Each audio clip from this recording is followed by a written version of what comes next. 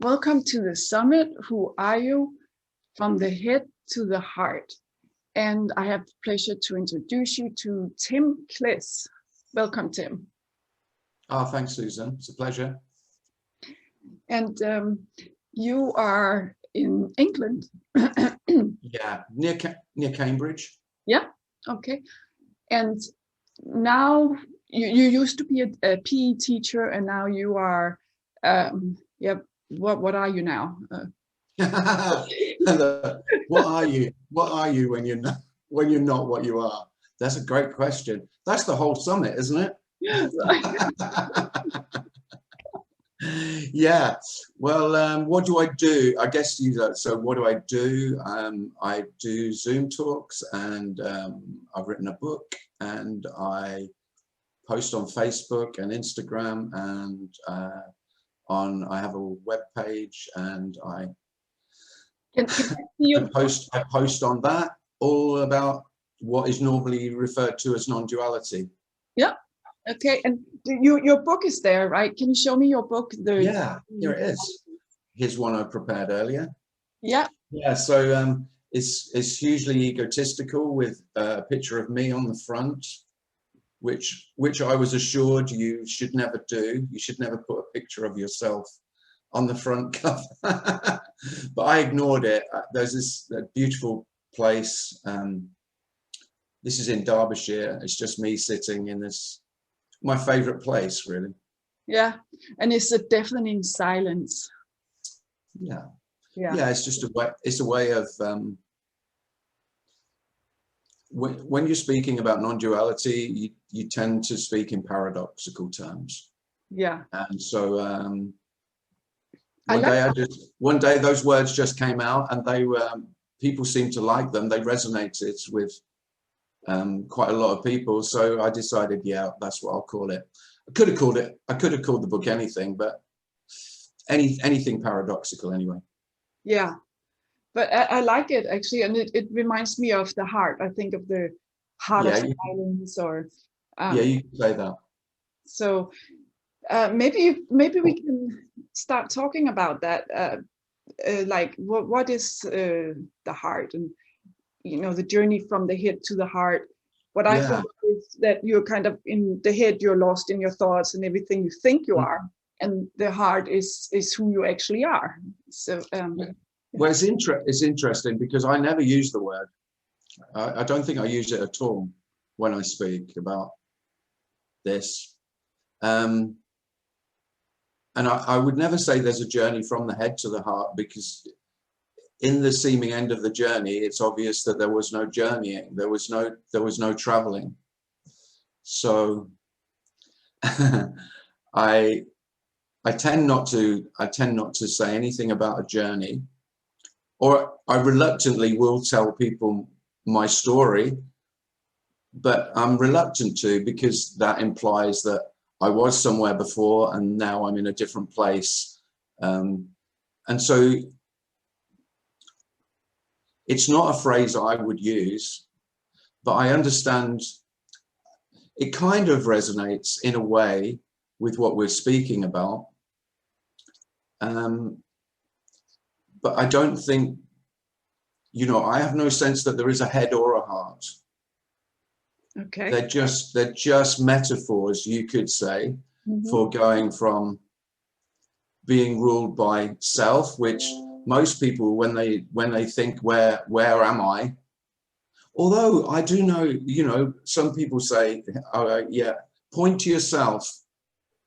And some people will point to their mind, to their brain, to their head, but most won't. Most people, their sense of who they are, they will point to their heart. They'll point to the middle of their chest. If you ask, where are you? Yeah. Where do you reside? The way I speak about this is suggesting that all of that is illusory. Yeah. So both the head and the heart are just two different kinds of illusion of self. Right. Self is, so what I would suggest is that the head is empty and the heart is empty. Yeah. So So basically we are empty. One is empty. Empty's empty. Empty is empty. So it's empty of all the ideas about what you are. That's why that for me is the best word. It doesn't. It's not a set in stone word at all. But it means empty of the meaning that I gave life and the meaning that I gave myself. The illusion of that I know who I am, and the illusion of I know what's going on. I know what's happening. I know how this works. I know how life is. Yeah. It's empty of all of that. So you're basically unknown, like Unknown, yeah. So if you ask me, I did think you're definitely going to ask me, who am I then? Or what are you? And I would say, yeah, empty. And by empty, I mean there's no way of knowing. Yeah. And that sounds in a way nice, because you It's terribly wonderful. It is. Okay. Because it's terrible because I haven't found a solution to the questions that I always had. Yeah. And that can also be maybe a little bit hard to understand, or like you want answers, right? You think it's more than hard. It's impossible. It's impossible. Yeah. To get answers. Yeah. Yeah. Because just you know full well when you're on the journey of seeking answers, every answer is just a temporary relief, and that answer satisfies for a little while until the yearning to know, because that hasn't really fulfilled that desire that self has to be all-knowing, that I want to know how this really is. I want to know life fully. I want to know the answers to these burning questions. Yeah. And so the great relief is that you could say the one who wants to know just lies down and doesn't get up again. And then there's this wonderful peace in the absence of the questions. Yeah. So how do you live like that in the unknown, or never knowing, or never even? Well, do you know, much easier than when I needed to know. Much easier than. Incomparably easier. Yeah. And why is that? Like, why is that? Because most of my time was spent asking questions to myself that seemingly I needed to answer in order to be safe, have a sense of security, to feel grounded, to feel that I know what I'm doing. Well, the truth is, reality is, there is no knowing what you're doing, because there is no one doing what's seemingly being done. There is just naturally being, naturally reacting, and that doesn't require, unbelievably, it requires no knowing. So you could say you just are who you are. You could say that, but then I tend not to say that either, because it sounds like then I'm still saying I'm me, and there's no sense that I'm me. Yeah. It seems that like that's died, but it was no death. There was no, in the loss of what I called myself, which was the one who knew what was happening, and the one who desperately had to keep working on that to keep that knowledge up to date. Because of course that isn't a one, and because really what self wants is a one and only knowing that's complete. Well, the completeness and the wholeness that every self is seeking is really the not knowing. And the seeking of knowledge is endless. It's just a continuous effort. And life without knowing, I mean, there can still be physical effort, but that's no effort either. Because the effort, really trying, is always me trying. And the wonderful thing that I want to share with people is that life's perfectly okay without you. Okay, good. Whew. I know, but me goes, well, yeah, but I won't be there.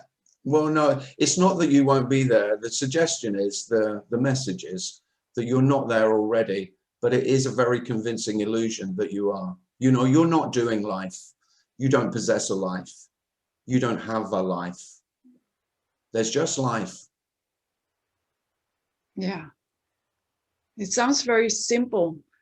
And yeah, there's some relaxation in that. It's very, it's beyond simple. That's why me won't accept it, because it can't be just this. It's really, the whole message is just saying, so what is life? Well, it's just this. Yeah. Without asking what this is, without saying how this is, without saying why this is, it doesn't require, life doesn't have any requirements of those questions. The only one who needs answers is me. Yeah. And it's very obvious why I need answers, because answers give me the illusion of security. I feel safe when I've got answers. I feel much more secure when I've got answers, because then I can manage and navigate my way through life. Where there is no one navigating through life, there is no journey. yeah, it just seems like we are making decisions and we have that free will somehow. Yeah. Yeah. And it's really, I don't talk about free will that much, but it's less like there's no free will. It's just that there's no one having the free will. So of course choices seem to get made, and choices are there's no effort in making a choice. Choices are made absolutely naturally by human beings. But what most human beings say is, well, I had to deliberate very hard and long about making the correct decision, as though I know what outcomes will come from the seeming decision that I've made, which of course is nonsense. We all know, you know, we've made really conscious and hard worked out decisions that I've spent a lot of time and effort deciding what would be the best course of action, only to find that was an absolutely dreadful course of action, seemingly, in the outcome. Yeah. Yeah, it does really seem like we do make decisions all the time. Yeah. Like you're just buying a cup of coffee, which kind of... Yeah, but decisions are made all the time, but decisions are made naturally. There's no one making them. Yeah. Yeah, I can see that, how you can just live a life and decisions are happening, and it seems like there's someone there in the body, mind that makes a decision, but it's just what it can seem like. Who knows what's true? Yeah, exactly. Yeah. Well, I mean, I don't know. I don't know what I'm saying is true. It just seems obvious. I use that word a lot, probably too much. I say obvious all the time. And then people who listen to me speak go, well, it's not obvious to me. And I go, oh, no, it wasn't obvious to me either. But it might be obvious or not. Yeah. Yeah, it's yeah, I'm just I have no more questions because there's no answers. Ask me some more questions, otherwise I'll just ramble on. Yeah. But it's also maybe a natural thing for humans to ask questions, like, or to ask about this wonder and to be curious about this wonder of life. Yeah. Yeah, of course. There's nothing wrong with that. Yeah. Oh, I'm not suggesting there's something wrong with questions, but there is the root of all suffering, is the need to know. Yeah. And to solve this problem of feeling separate. Now, that's not a problem for all human beings, but for all human beings who get on a spiritual path or a psychological path of becoming, a path of becoming, then that feeling of separation is often at the root of why I don't feel okay. And by separation, I just mean that the felt sense that I'm me, I'm separate. And I long to become whole. I long to become complete. It manifests usually as I want to be one with everything else. You know, I want to be, so in a religious sense, I want to be one with God. In a spiritual sense, I want to be one with the universe. Self can, it can manifest itself, but the root of all of that is this feeling that I'm incomplete because I'm just little separate me. Yeah. Yeah, is that separate? And that's painful. Yeah. Yeah, because that's the thing. Who are we? We are not separate. It just is, right? It's just, I don't know if you can even say it's just one, but it's just like this, like you said earlier, this. Yeah. And I understand why. I mean, I used to go to a lot of speakers who would talk about oneness a lot. But for me, that was because I was just then seeking oneness. It just became a new goal for me to find oneness. And so I tend not to speak about oneness. I speak about emptiness, which sounds a lot less attractive. But actually, it's just two ways of speaking about the same unknowable. Yeah. Isness being, aliveness, life. Yeah. Yeah. So it's just life as it is. That's life. It. That's who one is. I mean, that's our true nature, yeah. To say. It's simply that there is life as it is, and you're not separate from life as it is. You're not a small part of life as it is. There is just life as it is. I don't say you are life as it is, because, I mean, it sounds too grandiose, doesn't it, for a start? You know, it's like, well, I have become God, and I don't have any sense of that. It's that would feel like a gain, and what I'm speaking of feels like complete loss. Yeah, it's a loss of the character. Complete loss of everything that I called mine. Yeah. And that's why this message, it seems to have been around for eons. It's always been around, but it's never been popular, because of course, what's in it for me? Well, nothing. Yeah. Because most human beings with a strong sense of self just wants to feel better about themselves. And this is saying, this isn't about feeling better about yourself. It's saying that sense of who you are, what you are, is yourself. That's the very illusion and the root cause of the suffering. Yeah.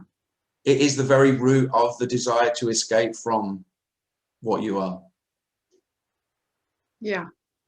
And there is no escape. There's nowhere else to get to. Yeah. There's no one. There's no one in. There's no one in prison. There's no one.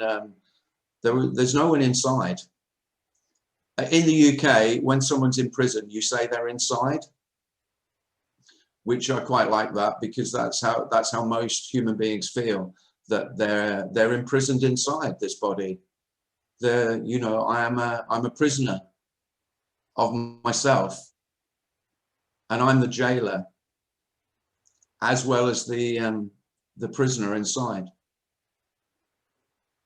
But there is no jailer, and there is no prisoner, and there's no prison cell. There are no bars on the windows, and the cell door is wide open. Right. But no one walks out. Yeah. It's just all space, really. Right. We're just space, like space-like. Yeah. Yeah. Full of everything, but everything is equally that space. So we tend to think objectively about the world that there are objects with space in between. But really there is no difference between the space in between and the objects. There is no in between. It just appears like that. Yeah. And by the way, this isn't a new way of perceiving the world. Perception works exactly the same. The world looks exactly the same. Yeah. The human being looks exactly the same, but the way that the human being is experienced is radically different. Yeah. So because you're free, it's just not mine. It's just not mine. Right. This isn't my body. Yeah. But it sounds very free too, to just not be, because then you don't have this responsibility all the time of, I have to survive in the world, and but I'm not even the doer of that survival. So why put all that weight on me, kind of? Yeah. Yeah. One of the great reliefs, and why there's a much greater sense of peace. You know, the peace that passes all understanding. Yeah. I always loved that term. I was brought up a Christian, and I always loved that. And really, I guess that's what I was seeking. I never actually said it while I was a seeker, but seemingly after the seeking stopped, it was obvious that, oh, it was peace I was after. Yeah. Yeah. And you could say peace of mind, but it's equally, to use the words that you started with, it's equally peace of heart as well as peace of mind. And in that peace, heart and mind just become, well, there is no division. Again, that's just another duality. Mind and heart is just another thing that self makes up about where I could travel from head to heart. Well, no, you could. Well, you could play that game and you could well feel better about yourself for it. But that's not what I'm speaking of. Yeah. Yeah, because head and heart is the same. It's all just the same, basically. Yeah. Everything is the same. Yeah. And the sameness is the emptiness. Right. That's why everything is allowed, like all your thoughts are allowed, all your everything, all your feelings, all your actions, everything is allowed. Yeah, and everything's allowed without any allowing. Right. Yeah, it's just like, I mean, all efforts, because I tried to surrender, I tried to allow, you know, I tried to allow feelings, all the repressed feelings that Tim had, the thoughts, the dark thoughts that he had suppressed because, you know, they felt dangerous, they felt threatening. So I tried that, but of course there's just more effort, it's just more work for self. yeah.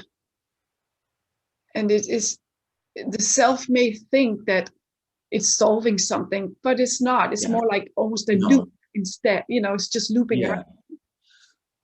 Well, and of course, if I get some success, that there's nothing self loves more than success. Well, it loves failure too, because whatever I work on with myself, whether it feels successful or a failure, self takes that to reinforce its ability to. So, you know, if I've got a self-image, I've got a feeling, a sense of myself as a failure, then of course I'm only looking for failure. I really can only fail. And if I've got an arrogant, narcissistic self-image, I can only succeed. Well, one isn't better than the other. Self just uses its self-image to reinforce itself. Because it's illusory, there simply isn't a self. So when I'm speaking about this, I'm not talking about self falling away, although I can describe that in a story. I'm saying that there is no self, full stop. Yes, there was never any self, and there never will be. That is just, we make it up, you could say. Or yeah. Yeah, self makes itself up. Yeah. And that's the recognition of your true nature, right? Is that, oh, there was never a self. I mean, it just falls away, and then you keep on living as you did before. Yeah, it might be radically different. It might go on and almost completely the same. I think because self is the motivator for a lot of doing the right thing, doing the thing I should do. So it's probably likely that a lot of what self thought it should do would fall away. I mean, there are no rules about that, but that is likely. Yeah. Yeah. But then again, that's rubbish, because that's just a story about a future that's not going to happen. Yeah. Yeah, I guess anything that we come up with is really just a story about what's going on, and we give it meaning however we want. Yeah. And this is just another story as well. Yeah. Yeah. So I tell the story that of stories just being stories, that there are no real stories and there are no fantasy stories. They're all unreal, in the sense of they're just a story. So what I've taken, and if you think about what self is the story of my life. That's really what I am. Yeah. And that is part of being a human being too, this selfing. I don't know, could you, I mean, it's like we are storytellers, we use words, and so like you said, it doesn't matter what story. Yeah. Thing is That's just what I mean. So the storytelling goes on. I just tell this story rather than the story I used to tell. Yeah. So you can really get away from the story, but you don't have to identify with the story. You can just see it. It's very, one of the great freedoms is my story. So if I tell you Tim's story, it would be no heavier or more significant than Susan's story. Whereas for self, of course, there's only one story that really matters. My story is always the center. I'm the star of the show. So you can play a bit part in my story, but of course it's my story. Yeah. That's really the energy, the sense of being me, is that I am at the center of my world. Yeah. So when that me falls away, or when you recognize that it's not even there, there must be this huge space of like no one, and then you are available for everyone, kind of. Well, here, if I tell you a bit of my story, it was quite shocking, because it was just so empty that in the story, it took some getting used to. I didn't function very well initially, because it was overwhelming, the emptiness, and all the motivation to do what I'd normally been doing, that just wasn't there. It wasn't I couldn't even find it. It wasn't available, because it came from my sense of being me and how I needed to be. But yeah, the emptiness is the peace that passes all understanding. Yeah. And I don't understand it any more now than I did before. I'm not speaking about understanding at all. Yeah, because it cannot be understood. No. Yeah. So why even try? I mean, you'll never Well, what we're speaking of, is the end of the one, the the seeming end of the one who was trying. Yeah. And it now seems obvious that that's what teachers, gurus, speakers have been speaking about and trying to share throughout history. But of course, most selves won't even register. This is only, I love it that Jesus always said, for those who have ears, let them hear. Because most human beings do not have ears for this. But if you do have ears and this is heard, it's very obvious that it can't be unheard. You know, if this message resonates and you go, I don't even know what he's talking about, but there's really something in that. If it is heard, you don't know what's hearing that. It's not me that hears it. Yeah. But there's no knowing what that is. But if this is heard, it can't be unheard. I know quite a few people who've heard it, and then it becomes, then they try to push it away and try and forget about it. There's no forgetting about it. Yeah, you're hooked. Huh? Yeah, I call it like, it's like an infection, which during COVID times, probably not the best analogy. Oh, yeah. But it's like if you get bitten by this, or it's like a venomous snake, say, if you get bitten by this, there is no antidote. Yeah. Okay. And the old Indian analogy is that your head, once the tiger finds you, your head is in the tiger's mouth, and it's just a matter of when he bites your head off.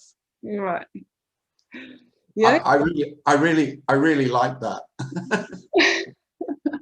Sounds scary.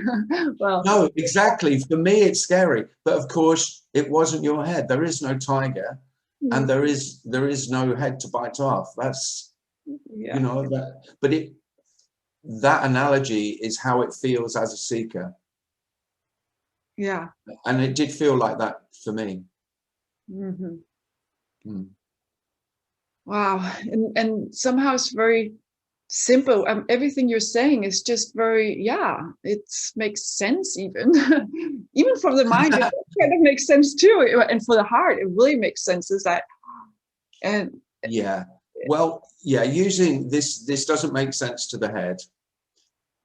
Right. But some way to mind. But and yeah, it can kind of as well. Yeah. But heart does love it, because really we're speaking about unconditional love, and the unconditional love is life simply as it is. Oh, I love that. Actually, that is so, yeah. Unconditional love is just life as it is. Yeah. That's it. Yeah. So we don't have to worry about, oh, there's no self-ego here anymore. How am I gonna be able to help other people or anything? It happens as on its own. Life will take care of life. Well, human beings are naturally compassionate. Yeah.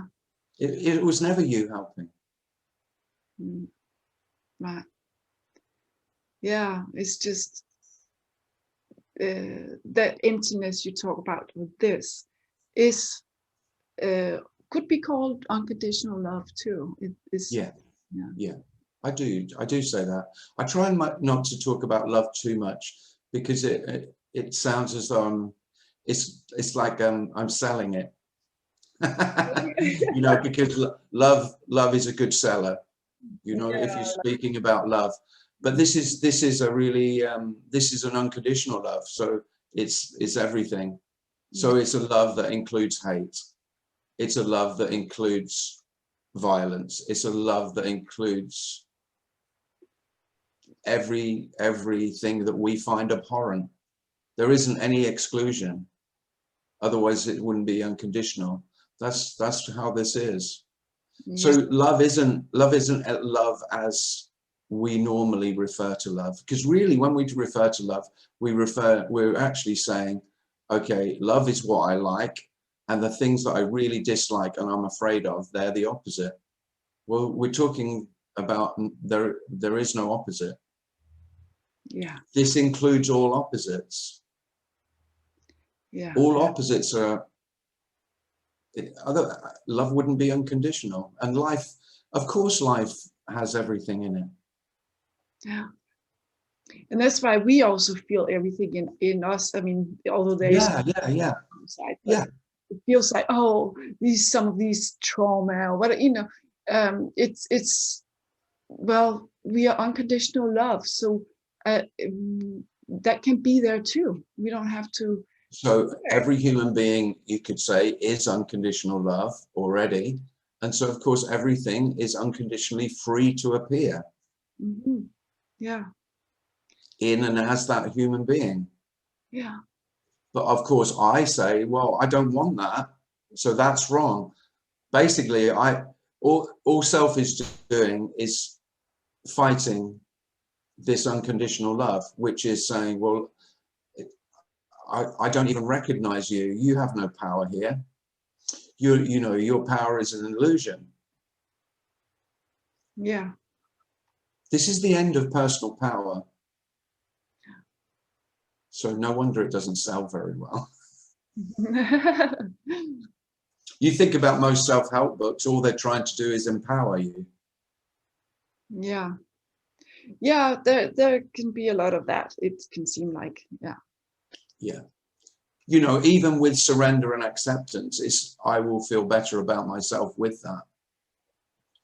Mm-hmm. Which is a kind of personal power, but in a sneaky way, just in an indirect way.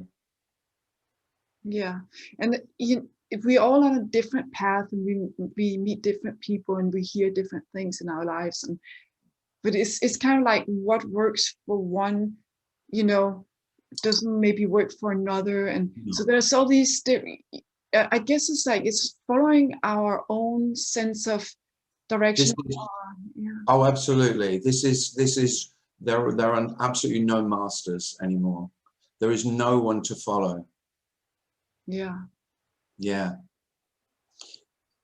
As if some other human being on their unique path, on their seeming journey, as though that's special in some way. This is the end of the possibility of there being any special human beings. There's just human beings you like, human beings who you resonate with and you like to be with, and other human beings who you don't. And there's no significance in any of it. Yeah. And again, there's immense freedom in that. Yeah, and we can just look at nature. Nature is like that, right? It doesn't, animals, it just does. It just happens, and there's no resistance there in nature. No.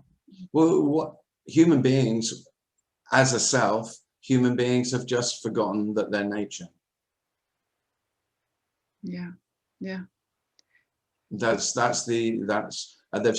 I am separates myself from nature. Yeah. And therefore I'm in conflict with nature. I'm in direct conflict with nature, with life, because I'm trying to control it and manage it. And that's violence. So I am is always in conflict.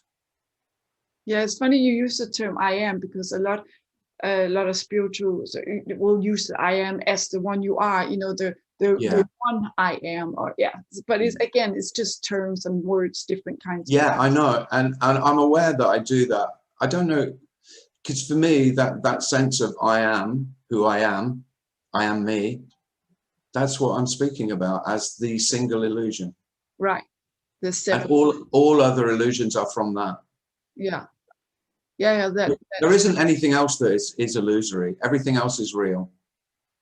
Yeah. As well as being unreal, not happening. So everything else is happening, but you're not happening. Yeah. And if I say you're not happening, what I mean is that sense of I am isn't happening. That's the. Yeah, you are just happening, but it's not like there is an I here, that person. Yeah. Yeah, and of course I don't say you're happening, because of course that just sounds like I'm saying you as I. So I just say there's just happening. Yeah. Because there really is no separation. This is really the core of what I wanted to say, is that the illusion is that I am happening, and then there's everything else that's happening. And everything else is happening in relation to me, in relation to, and that relationship does not exist. No, that is all made up. Yeah. Yeah. Yeah. And then there's no knowing. This isn't, the thing is this is a loss without anything replacing what's lost. And of course, self won't ever want that. I want something better than what I had before. Yeah. Well, that's not how life is. Life isn't interested. The indifference of life, amazingly, unconditional love is complete indifference. Yeah. But there's a freedom, like Absolutely, yeah. Yeah. You're free. You're free from being somebody and always. I will say, I have no sense that I am free. I don't have that at all. There is just this free happening. Right. Just free life, freely being as it is. That's it. Yeah. It's beyond simple. I know you said how simple it is, but it's really, there isn't any human being who doesn't know this, but they can't acknowledge it because you can't find it. And when I say know it, it is all that can ever be known. And yet you can't know it as in name it, explain it, describe it, understand it. That's what I want. Well, you won't have that. That's what I want to say to people. There is no way. Who do you think you are? God. And that's really what self wants to be. Yeah. But so in a way, we are also God, because if you say God is life, if God is life and we are life, so we are God too. But it's not like this. Yeah. Well, yeah.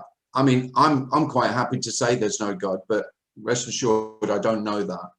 But the whole notion of God is separation. Yeah, if there's a God out there, well, there is a God creator, so God is outside of the universe looking on. Yeah. That's most. I mean, don't get me wrong, the Hindu idea of notion of God with Brahman is different. You know, that everything just is God. I can kind of just about go with that. But to say God is it would just be misleading, so I don't say that. Yeah, no, I get your point that it depends on how you look at it, or yeah.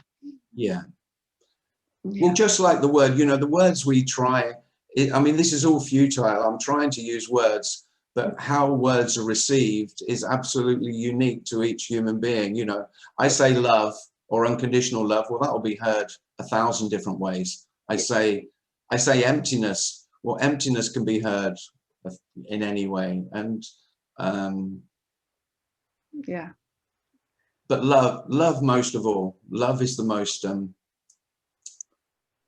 it's a very difficult word to use, because we all have different ideas of what that means.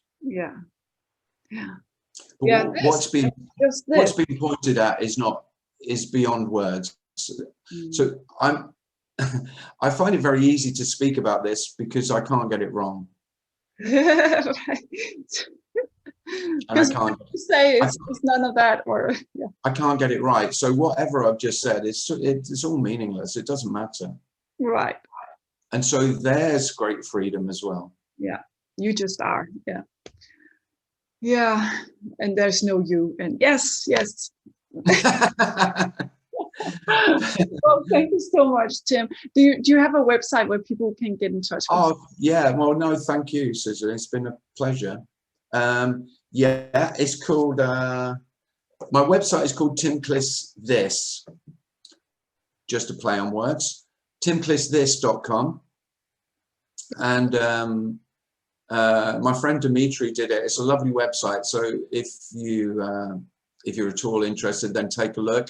And on there, you can book one-to-one sessions with me if you're interested in that. I post all my meetings and the invitations and the links to the meetings. I have bi-weekly meetings on a Monday and Thursday. Okay. At 7 p.m. British time. Yeah. Yeah.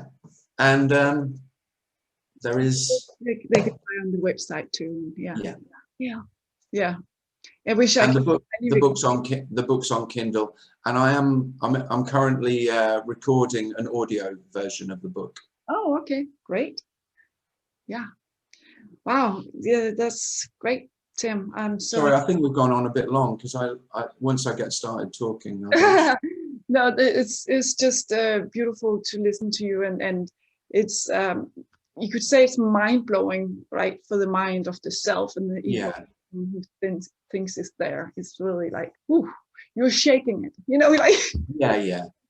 So I'm so happy that I got to interview. Well, I really appreciate you asking me, and good luck with the summit. I hope it all goes well. Yeah, thank you very much. Yeah.